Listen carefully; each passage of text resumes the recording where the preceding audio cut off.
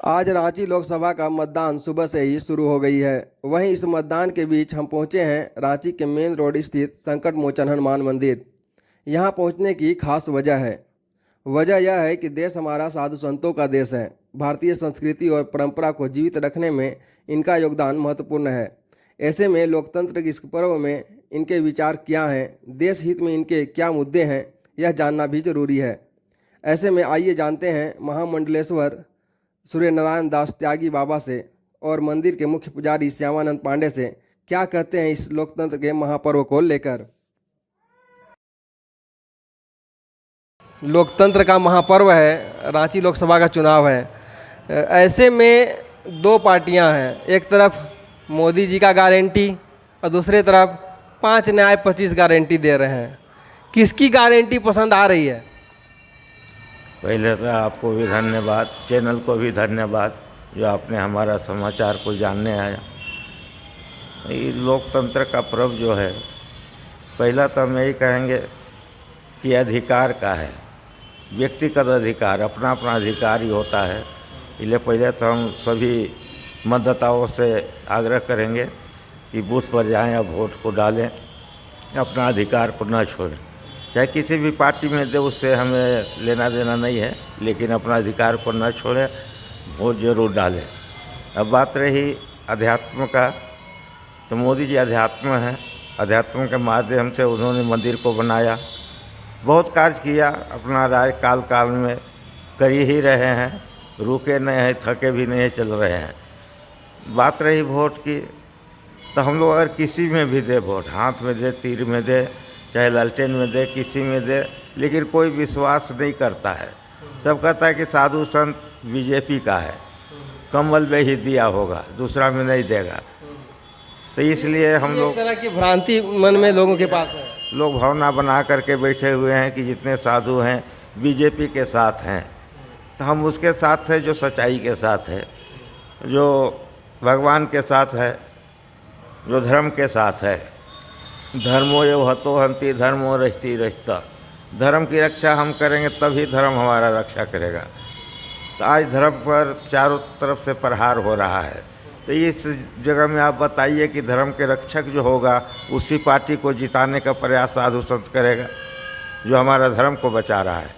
और धर्म का विरोधी जो है, हमारा शास्त्र का, हमारा ग्रंथ का जो विरोध करते हैं, कहीं जला रहे हैं, कहीं कहते हैं कि अपवाद है, राम को कलापनी कहने वाले, कैसे हम उनको स्वीकारें? देश कैसे स्वीकारेगा? क्योंकि राम राज है। तो राम राज में जो राम भक्त, हम सब तो राम भक्त हैं। और गारंटी की बात रही, तो मोदी जी को देखा जाए तो जो जो गारंटी दिया अभी तक वो कम बेसी पूरा करते आ रहे हैं। जैसे कोई एक आध जो आपको याद हो? याद तो बहुत है। पहला चीज़ कि आप देखिए 370 बहुत दिन से विवाद में था, किसी ने पार्टी नहीं हटा सका। कोई कह रहा है कि झंडा जल जाएगा तो झंडा उठाने वाला नहीं रहेगा, लेकिन मोदी जी तो 370 हटाया। 500 बरस का मुद्दा लटका हुआ था मंदिर का, ताला कांग्रेस खुलवाया। राजीव गांधी के समय में ताला खुला, लेकिन ताला खुलने से क्या होता है? भगवान तो झोपड़िए में रह गए, मंदिर के अंदर तक गए नहीं, गर्भगृह में गए नहीं।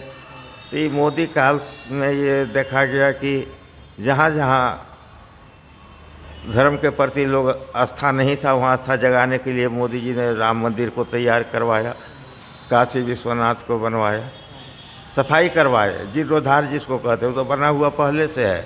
लोग इधर उधर दाब लेते हैं। हमारे ही मंदिर को देखिए, चारों तरफ देखिए, अतिक्रमण ही अतिक्रमण है। अब साधु संत युद्ध नहीं कर सकता है, शस्त्र उठा नहीं सकता है, वाणी से ही बता सकता है, आशीर्वाद के साथ ही कह सकता है।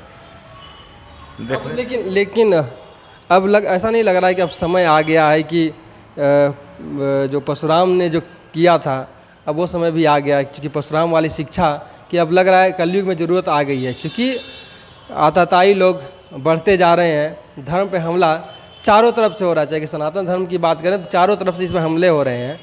तो ऐसा नहीं लग रहा है कि अब शस्त्र और शास्त्र दोनों की आवश्यकता हो गई है? देखिए, आज हमारा हिंदू समाज जो है चारों कई टुकड़ा में बट गया है।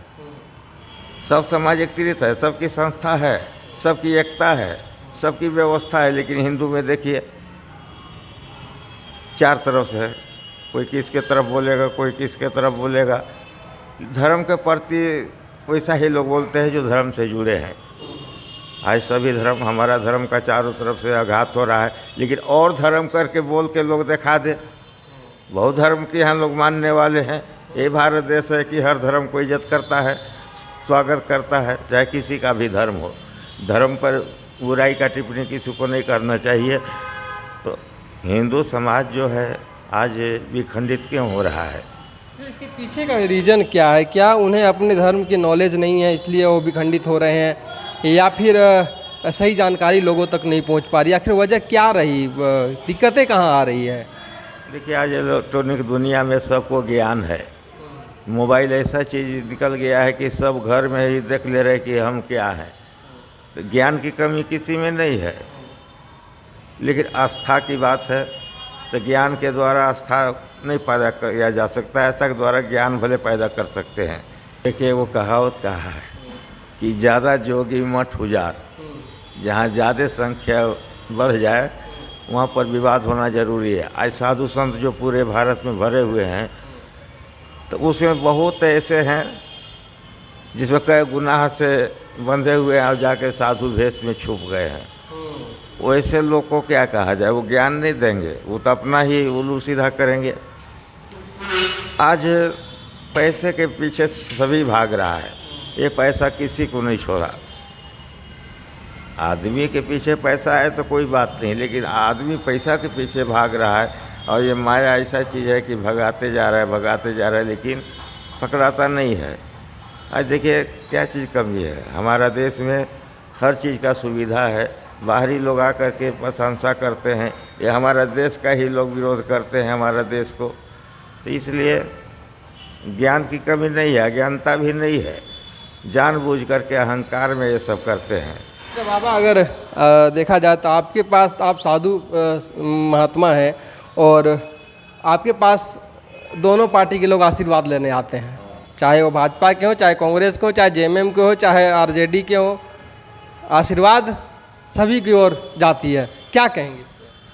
आशीर्वाद तो हम लोग सबको देते हैं कि अगर आप कर्मठ व्यक्ति हैं, क्षेत्र को सुधारने की आप में क्षमता है। विधायक सांसद का तो काम है कि अपना क्षेत्र को सुधारे, कमियां हैं उसको संसद में उठावें, विधानसभा में उठावें, और जो क्षेत्र है उसको, जो बहुत दिन से पीड़ित लोग हैं, हर जगह सुविधा नहीं पहुंच पाई है, तो उसे सुविधा पहुंचाए। तो वैसे व्यक्ति को ही चुने जो समाज के लिए कुछ कर सके।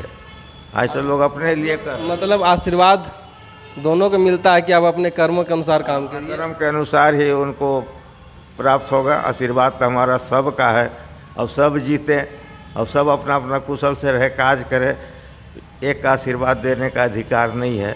हम लोग व्यक्तिगत नहीं हैं कि वो कह दिए कि जाओ मोदी को आशीर्वाद दे रहे, ऐसा नहीं है। हम तो सबको कहते हैं सर्वे जना सुखी हो, सबको सुखी ही हम जानना चाहते हैं कि सब सुखी रहें और सब जीते, हर पार्टी जीते, लेकिन अपना योग्यता को जरूर परखें, अपना योग्यता के अनुसार जरूर कुछ करें। समाज आस लगाए बैठा रहता है कि हम ये सांसद को चुनेंगे तो हमारा विकास होगा, ये विधायक को चुनेंगे तो हमारा विधायक होगा। ये कहाँ कोई सुनता है? और साधु संत की बात जहाँ तक आपने पूछने आया, तो हमारा मंदिर वर्षों से आप देख रहे हैं, 1939 में मंदिर का स्थापना हुआ था। धीरे धीरे जीर्णोद्धार, समय समय पर जीर्णोद्धार हुआ इसका। आज रणलपी यहाँ तक पहुँचा हुआ है, लेकिन किसी भी सरकार बनी, अनेक तरह के सरकार आई, सबकी सरकार आई, लेकिन मंदिर के प्रति कोई नहीं संवेदनशील दिखाया। किसी ने नहीं पूछा कि पानी है कि नहीं, बिजली है कि नहीं। बिजली भी है तो हमसे टैक्स लिया जाता है, बिजली का बिल भरते हैं हम। पानी, नल नहीं है, घर घर नल सरकार पहुंचा रही है, लेकिन मंदिर में पानी नहीं है।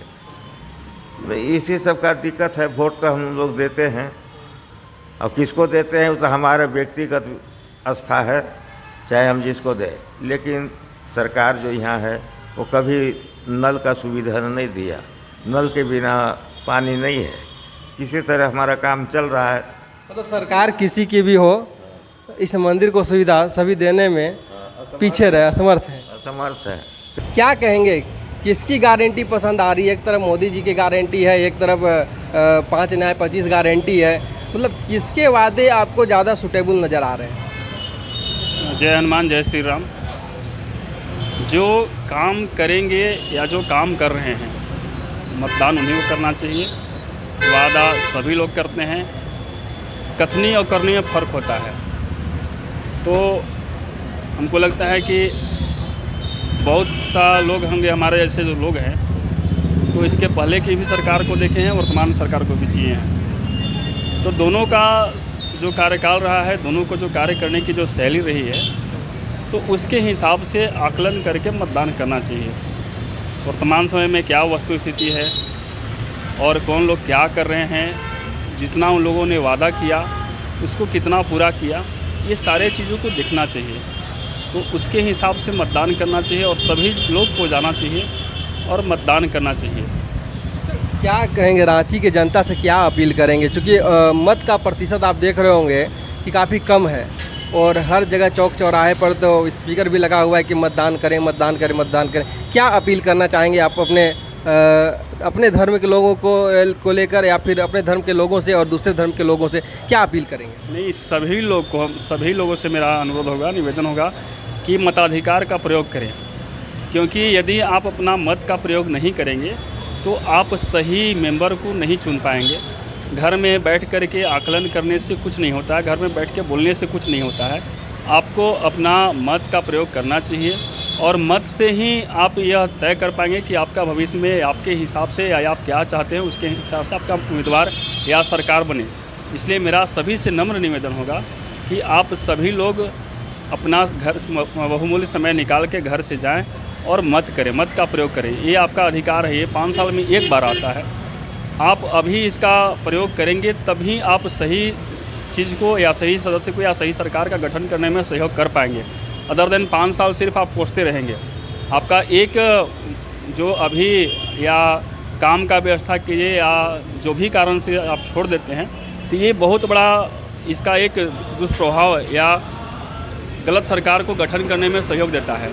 इसलिए सभी लोग से, भारत के सभी नागरिक से, किसी विशेष धर्म के नहीं अपितु हम सभी लोग से बोलना चाहते हैं कि आप जाएं और मत का प्रयोग करें।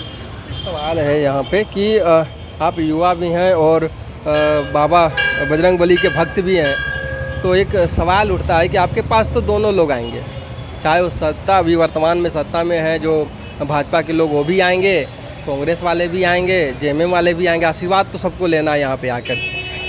क्या मन में कभी ऐसा रहता है कि नहीं इनको ऐसा नहीं तो ऐसा वैसा आशीर्वाद मने कि नहीं भाई हार जाएंगे या उससे जीत जाएंगे, इस टाइप कुछ मन में रहता है आप लोग? क्योंकि आरोप लगते रहते हैं कि जितने भी हैं पुजारी या फिर साधु महात्मा, ये सब भाजपा के पक्ष में है।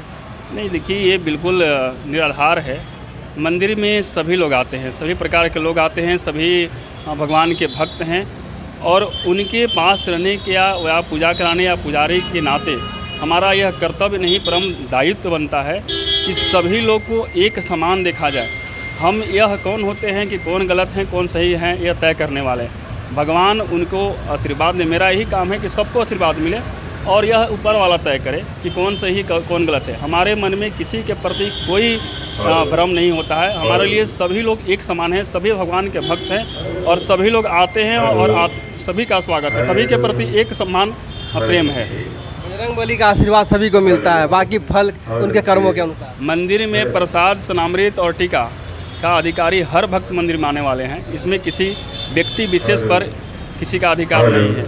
भगवान सबके हैं, आशीर्वाद सबको मिलता है और सबके लिए हम लोग खड़ा रहते हैं।